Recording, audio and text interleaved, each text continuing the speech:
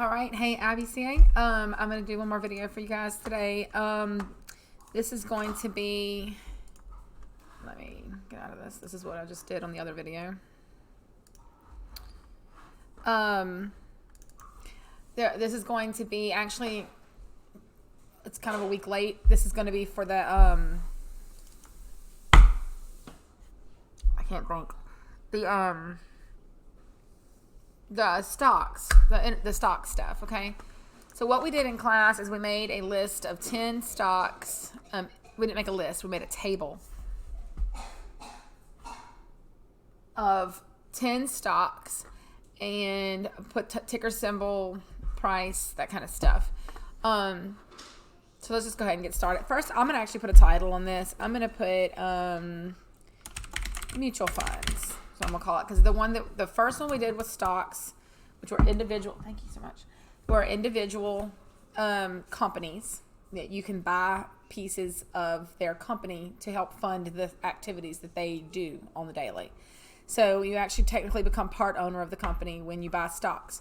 Mutual funds are like tiny pieces of a bunch of companies, all put into something more affordable. So if you don't want to only buy, like Walmart stock, you want all kinds of retail stock, or you want all kinds of, whatever, like small market stocks or overseas stocks or whatever. You want a bunch, but you just don't have. Mutual funds take like all of that, put it in one thing, and you can buy a tiny slice of that. So your one stock doing well or doing poorly is not going to affect your bottom line as much as it would if all of it was in that one stock. Probably not the best explanation you ever heard, but anyway, mutual funds work just like stocks, except not exactly, but for our purposes, same idea. You buy and sell them on the stock market, on the trading floor in New York and all that. So I'm gonna put a title here. Call it mutual funds. I'm going to call it, let's see, how about title? That'll work. I want it to be centered. So I'm gonna go ahead and say that I want my title here to be centered. I want it bold. And then come down here. Okay, I'm gonna insert a table. It was 10 long. Now on this thing here, this gives us, these are called columns, and this way is called rows. So our headings, if we're doing 10 mutual funds, it actually means we're going to need 11 down, because we need one of these to be a row for title, for like little labels telling us what's on each thing. So I'm going to click Insert Table. If you were doing something smaller, you can just sort of like pick one like this and boom, you got it. I'm going to do it a little bit longer way, but it's only because the amount of rows that I need is bigger than they have here. So I'm gonna put Insert Table. The amount of columns we need is the ticker symbol, the company name, opening, the last closing price, closing price a year ago, and if you would buy, sell, or hold that fund. So we need 5. So the number of columns we need are 5. That's actually already right. And the number of rows we need is 11. Don't worry about these right now. I'm gonna show y'all how to adjust those. So on the top hit, I'm gonna put ticker symbol, fund's name,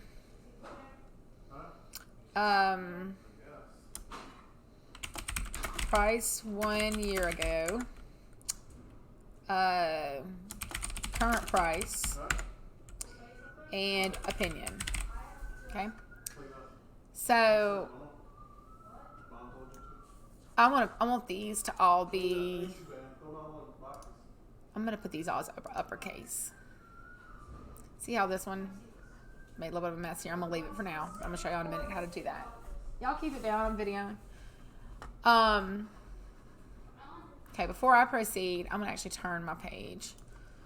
Change my layout to landscape. I forgot we did that in class. And I'm going to select my table here and make it larger. So it kind of like takes up my whole page here. I don't want to go to the second page.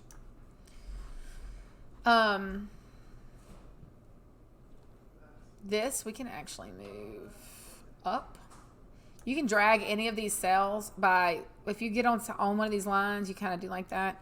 Right now they're all uniform. I want to leave them that way. But if any of these you need to like move side to side, you can do it like that. Okay. Okay, so ticker symbol. I'm going to just start with a couple that I know. IBX is Capital Income Builder. I actually don't know that and that, but I would say my opinion is to buy. The way that you found the way that I'm going to find these is by going to Yahoo Finance. I think that's how you get there.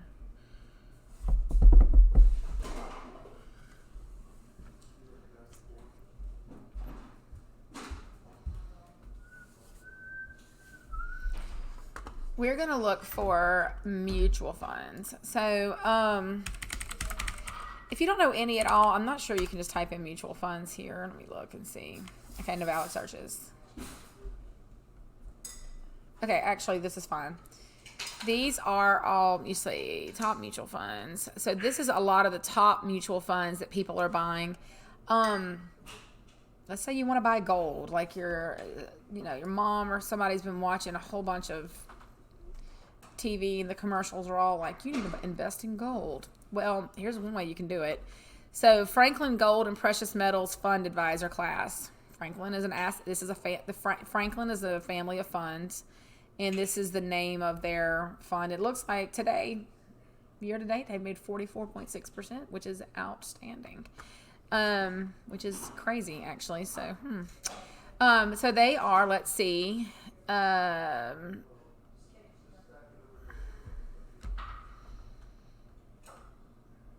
A year ago, it looks, well, no, hold on a minute. Let me look at it from here. FGADX. So I'm going to come back over here to my little thing. I'm going to put it here. FGADX. Is that what it said? Or DAX? FG. Where'd it go? ADX. Okay, good. All right. So here we have, now mutual funds only, they don't have, they don't trade all day. They only trade, like, they have one closing price at the end of market. They don't have them all day long like everybody else does, because they're depending on all those stocks that are trading within the day. Their price won't be established until when the bell rings at like 4 o'clock. That whatever closing price all those companies have in trading stops, that's what's getting recorded onto the books, and then that all gets collected together for their mutual fund price. So this is a whole bunch of gold companies and precious metals that are in these kinds of funds. So let's see what we have right now. Previous close, $19.33. That means the last time that it was, the last time that it traded, it was $19.33, which would mean, let's see, today is Monday. That's probably actually Friday's price, because they don't usually put a price on it until a little bit later. But that might actually be today's price, but that's usually would be like Fridays. It really doesn't matter, because when most people don't do mutual funds in 1 or 2 days. It's usually something you keep for years. But anyway, so let's change this little thing right here to 1Y. That means 1 year. And let's see what this fund looked like last year. So last year, for $12.85, we could have bought some of this, $12.85, and now it's $19.33. Now, your opinion, I don't buy gold. Like, I would not buy gold. Even if I had plenty of money, I don't know. To me, they're too risky, because this thing can just fall so easily. So I would say this is looking really good. I would say my opinion on this one is to sell it. I would be like, nah, we've made enough. We've had this, especially if you've had this whole year, you've had like a 40% return on your investment. That's awesome. Sell it. That would be me, but you would say buy more. Who knows? So here on the price, on the name, you could go like this: Franklin Gold and Precious Metals Fund Advisor class, if you want to, and put right here. then we're going to use our handy dandy paint format painter. So I want it to look like this one. I'm going to highlight this one, format painter, and then paint it on here to look the same. Or you could have just hit normal. It would look the same too. But anyway, and so you go on down. Let's see. Let's check on Capital Income Builder. I haven't looked at this one in a long time. It used to be one of my favorite funds.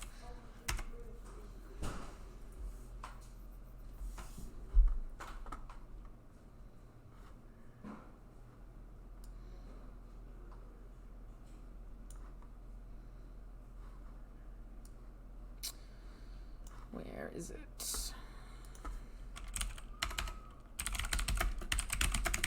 Maybe I have the wrong symbol name. That's right. CAIBX. Is that what I typed in? Yeah. Here we are. All right. So this one is at $61. Holy cow. So previous close $61.24. So let's put that at its current price. Price 1 year ago. Let's look at what it did a year ago. Oh, 1 year. Okay. So 1 year ago was at $60.38. If you can see right here, I don't know what happened this day, but they went way down to $55.34. So if you had bought like here, and then on this day, December 17th, you would have been a mess. You would have just said, oh my gosh. But if this day you would have actually purchased at I did not mean to click that. If you would have purchased at that $55, you would have already made $11 a share since December, which is pretty good. So let me find that number again. So 1 year ago, and remember these mutual funds are meant to be held for years. They're not meant to be traded daily or anything. So you want to look at, let's see what this says. $60.30. I'm looking at this little black flag that keeps popping up over here. That's showing us what they are. So $60.38 right here. You know, that's actually really high. I probably would sell it. No, I just hold it. So buy, sell, or hold is what you want to put here. And keep going with all of these. You can keep looking. If you want to do a Google search or something for some, BlackRock is the ones that, BlackRock, basically anything, is the ones that Merrill Lynch sells a lot of. This American funds thing is what I like.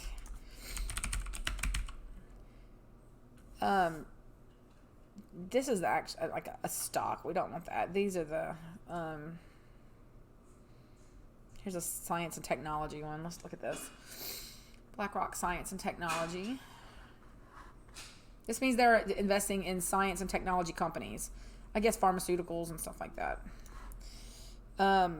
So let's put this one on our little list. So the stock symbol is BST. This should be a mutual fund. Let me see. Yes, yeah, it says trust. That's not going to be...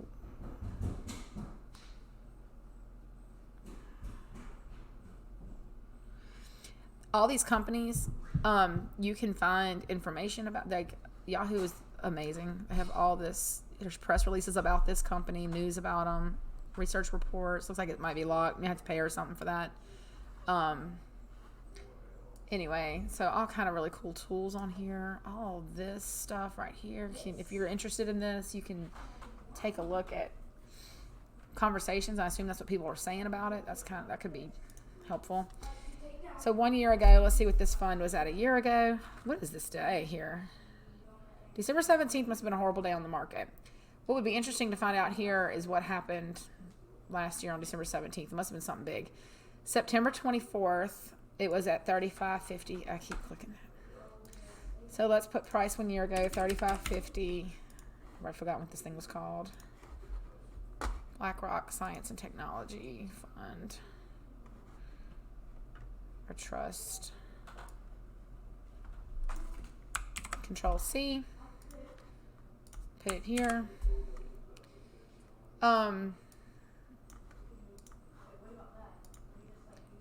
And then the current price is previous close right here, $32.55. And would you buy, sell? I'm not buying anything right now. So, whatever you think you can put here. I think you can look at their opinions on here. I think some of them.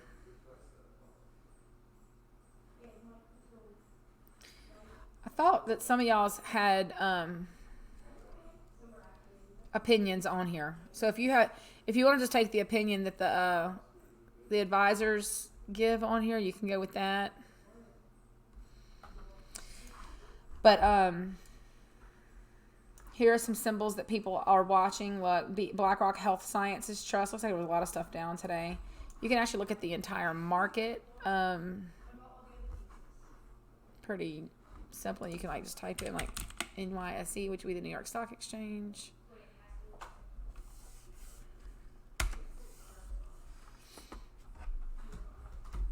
It's called an index. So this is the whole market. It's at almost 13,000 per share of the whole, like everything. So let's look at what it was 1 year ago. Let's see, I bet you December 17th you'll see a big plummet. Yes, December 17th. World events, something big. If there was some controversy somewhere or whatever, that would be it. Stop clicking that. Anyway, it'd be interesting to find out what happened that day. But anyway, this is like so the entire stock market. You can look at, you click max, this is how long it's been around, and you can see that investing in general from June 1st of 1966. It's been around since before that, but anyway, up to now. So it would have started at one share of it at $491 and is now at $13,000 per share. So you can imagine anyone who's been invested in the market for many, many years has made quite a lot of money. Okay. Anyway, okay, so back to your chart. So keep going with this. Make this cuter, you know, like put maybe you can make it bold and whatever you want to do. But one thing I want to show y'all about this, up here at Table Tools, if you go to Layouts, I guess.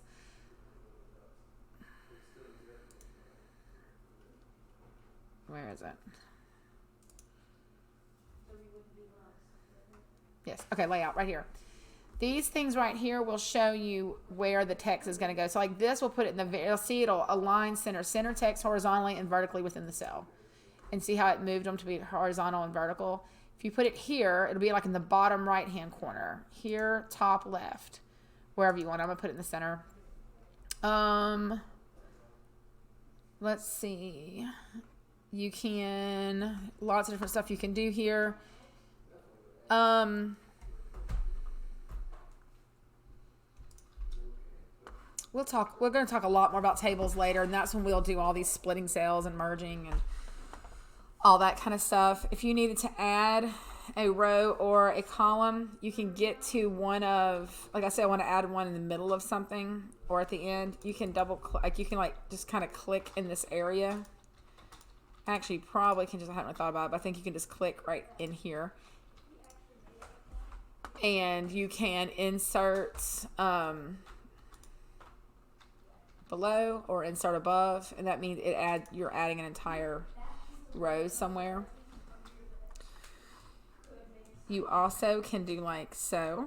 Like let's say you wanted to say if it was up or down or what percentage it was down. You can click like somewhere in this current price, and then we can insert right. Gives us another, our table got a little bit big. Make it smaller. The width of the whole table.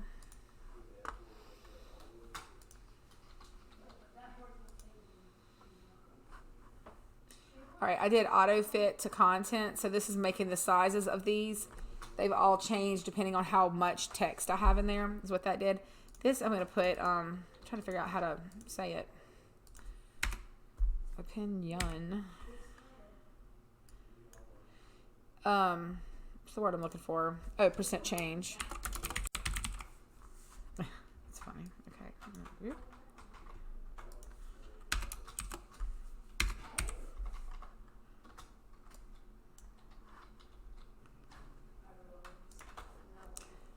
Let's see. This one I'm going to put. I don't know why this moved. I really didn't see what I did. I must have drugged something. Yeah, I must have dragged it above the thing. Okay, so, and then here you can actually tell your table where you want it to go. You can have it in, same idea as the last one. You can put it like in the, where is it?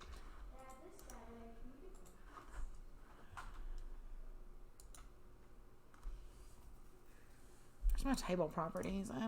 Oh, here they are. Hit properties right here, and then this will show you where your table will go. If you want it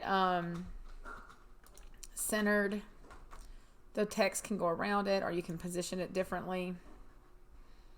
Move with the text. I don't like doing that. Allow overlap. Yeah, it's fine. Okay. Percent change. You can come and figure out the percentage change here, how much it was a year ago. Current price it is now, and that'll tell you that you find the difference, and then that divided by the price a year ago will tell you what the percent change is, whether it's up or down. I'm just going to put a plus or a minus right now. Plus, and this one is down. Anyway, but I don't know if y'all, I think we did a watermark on this too, so let's do a watermark real quick. Remember, if you think that things are going to look better, and if your opinion is to buy and to invest and spend more, that means you're an optimist. That means you are bullish. So a bull attacks, they're low and they're going to like go up to attack. They like go up. Okay, so a bull thinks things are going up. A bear, someone who is bearish, attack, they're up high and they attack coming down. That's the logic. Chicago has one of the stock exchanges, so that's why the Bulls and the Bears are both in Chicago. The Chicago Bulls, their basketball team, the Chicago Bears, their football team. So I'm going to put a bear as my watermark. Design watermark. Custom watermark. I'm going to put, I could put like a text watermark and put sell, sell, sell. Boom. I'm bearish. But what I'm doing is I'm going to put an actual bear. Custom watermark, picture watermark.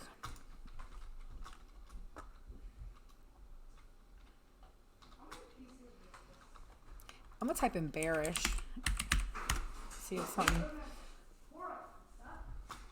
something very stock specific shows up.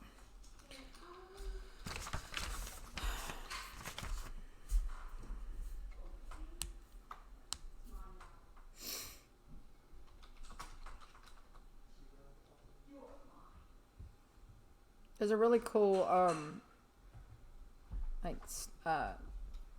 statue. What's the word I'm looking for? Monument? Is that what you call them?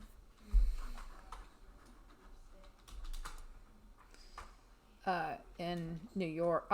Looks like this actually. Actually, I'm gonna put this. This looks cool. I wonder where that is. But here's the bull. There's the bear.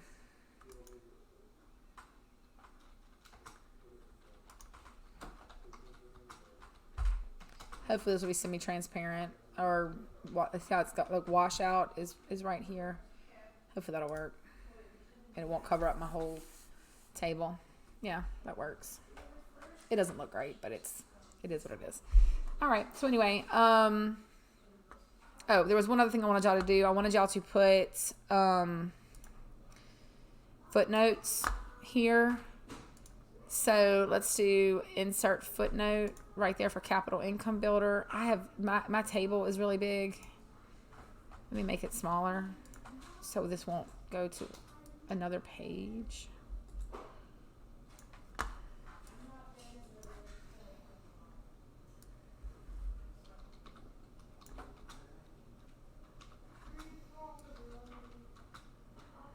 Hold on. I'm messing something up here.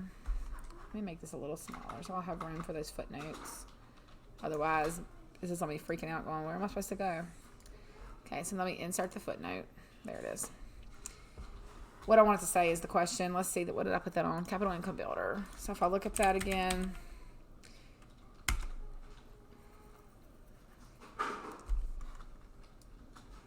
I'm going to put their like earnings per share if they show that. Year-to-date return, 9.74%. That'll work. I'm going to put YTD return, 9.74%. So then, like on the Franklin Gold Advisor Fund, insert a footnote. FG80X. And let's see what their year-to-date return is. Do they have one?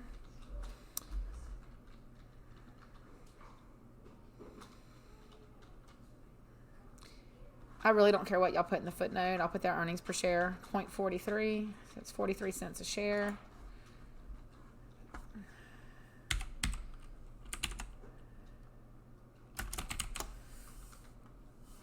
EPS is earnings per share. Anyway, so you can keep going like that. If you want to adjust your footnotes, let's open up this dialog box launcher here and change the number format right here. So you can make it look like something else, ABC or whatever you want it to be. I'm gonna keep mine 1, 2, 3, but you can also make them custom too, which would be kind of cool. And apply it, and keep going with all of those. I think that's all we did in class. You can also make these lines thicker under your table tools, design. My phone is ringing. Trying to answer that. Under design, you can actually change all of this here. Your borders, you can do, like, you can get rid of all the borders. You can add them. Have just the outside, however you want to do this. Okay, so I'm going to put all borders. Why are they not showing up?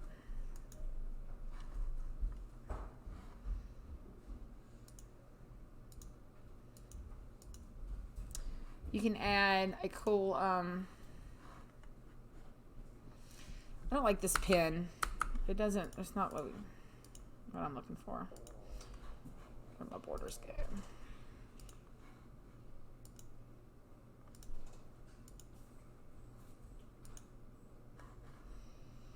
There's a border painter and then there's borders, and I keep forgetting this. This border I don't remember this being a thing for the longest. So I don't know why I keep going to the border painter. You can use it. Like if you use the border painter instead, you can actually click on specific ones that you want to change to whatever. But on this borders piece right here is the one that I'm talking about, where you can change all this how you want it. Let's keep all borders. Here are some cool styles you can use for tables. So you can like pick one you think looks cool and just go with it. Something like that. And then boom, it looks good, like easily. All right, I'm gonna call it a day. Thank you.